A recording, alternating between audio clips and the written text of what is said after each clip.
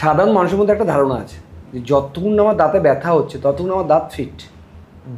এটা শুধু দাঁতের ক্ষেত্রে না, আমাদের শরীরের যে কোনো সমস্যার ক্ষেত্রে। এবং যতক্ষণ না ব্যথা হচ্ছে, যদি আমরা ধরেই নিই যে আমাদের দাঁত ঠিক আছে, তবে কি আমাদের ডেন্টিস্টের কাছে যাওয়ার কোনো দরকার নেই?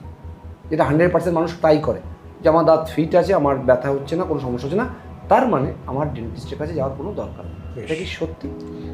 তখন একটা অন্য এক্সাম্পল দিই, তাহলে তুমি বুঝতে পারবে। ওকে, এটা একদমই মিথ।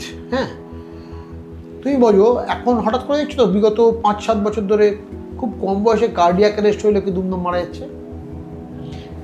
এবার এটা কেন হচ্ছে?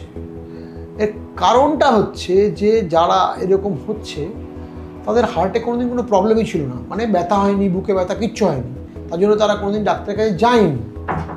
এইবার হঠাৎ করে স্ট্রেট একটা মায়োকার্ডিয়াল ইনফাকশন হচ্ছে বা কার্ডিয়াক অ্যারেস্টে মারা যাচ্ছে। দাঁতের ক্ষেত্রে ব্যাপারটা এতটা অসুবিধাজনক নয় কেন? কারণ দাঁতের জন্য কেউ মারা যান না, তার মানেই আমার কোথাও ব্যথা নেই মানে সেটা ঠিক আছে, এরকম তো নাও হতে পারে।